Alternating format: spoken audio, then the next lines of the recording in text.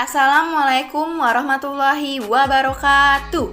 Halo anak-anak, apa kabar? Semoga semuanya dalam keadaan sehat dan tetap semangat ya.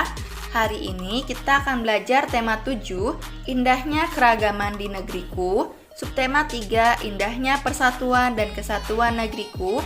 Muatan Bahasa Indonesia dan IPA. Sebelum memulai pelajaran pada kali ini, alangkah baiknya kita membaca doa terlebih dahulu. Coba sekarang kalian perhatikan gambar di samping.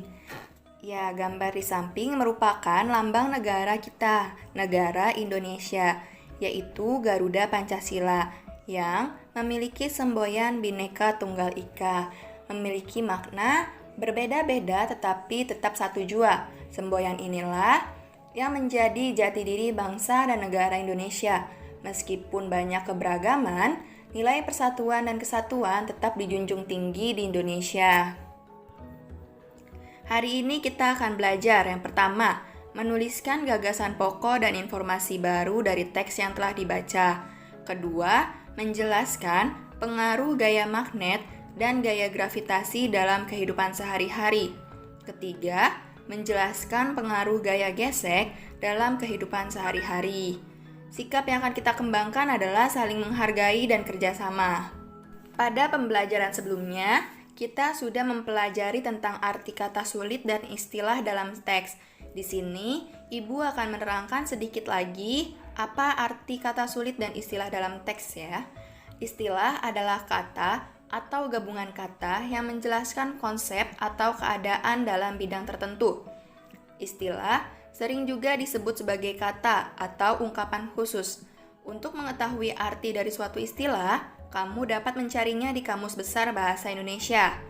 Saat mencari suatu istilah dalam kamus, kamu harus mencari istilah tersebut dalam bentuk kata dasarnya terlebih dahulu. Nah, sekarang kita masuk ke gaya magnet.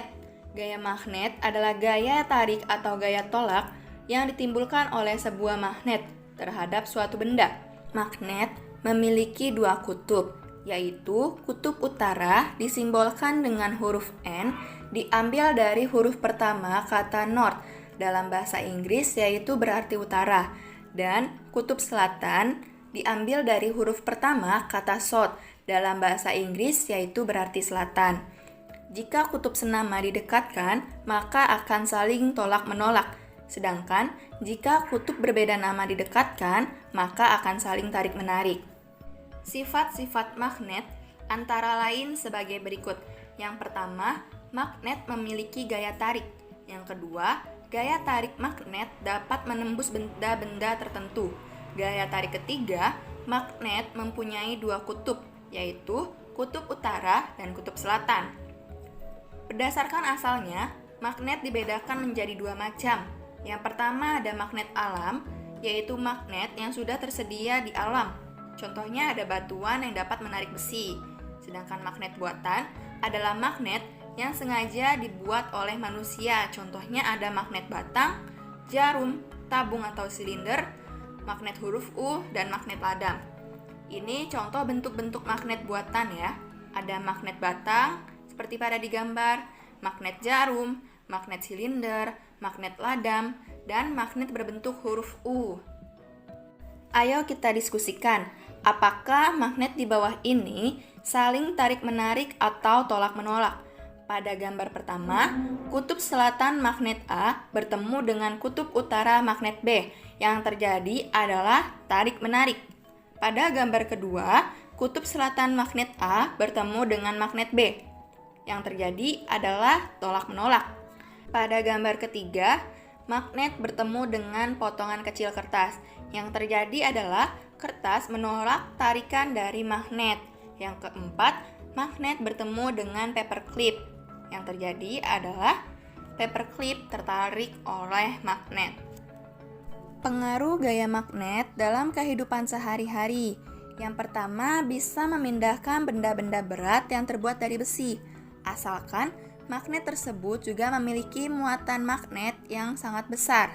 Yang kedua, bisa menunjukkan arah dengan memakai kompas, karena pada bumi juga memiliki medan magnet yang di dalamnya berguna untuk menentukan arah muatan magnet untuk ke kutub selatan maupun ke kutub utara bumi. Selanjutnya, kita akan belajar gaya gravitasi. Gaya gravitasi adalah gaya yang menarik suatu benda untuk selalu menuju ke bawah. Jadi, gaya gravitasi bumi adalah gaya yang ditimbulkan oleh tarikan bumi.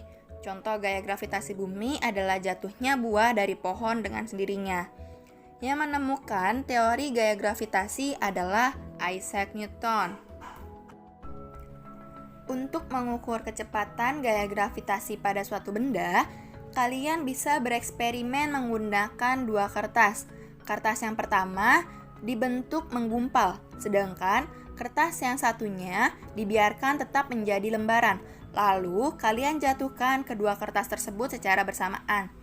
Maka yang akan terjadi adalah gumpalan kertas yang dijatuhkan lebih cepat tiba di permukaan tanah dibandingkan dengan kertas lembaran. Hal ini karena gesekan gumpalan kertas dengan udara lebih kecil. Pengaruh gaya gravitasi dalam kehidupan sehari-hari. Orang yang melakukan terjun payung memanfaatkan gaya gravitasi agar bisa sampai di tanah. Pada gambar kedua, saat bola dilempar ke atas, bola akan turun kembali lagi ke bawah ke arah tanah. Selanjutnya kita akan mempelajari tentang gaya gesek. Gaya gesek adalah gaya yang terjadi jika dua permukaan benda saling bergesekan. Besar kecilnya gaya gesek dipengaruhi oleh permukaan kedua benda yang bergesekan.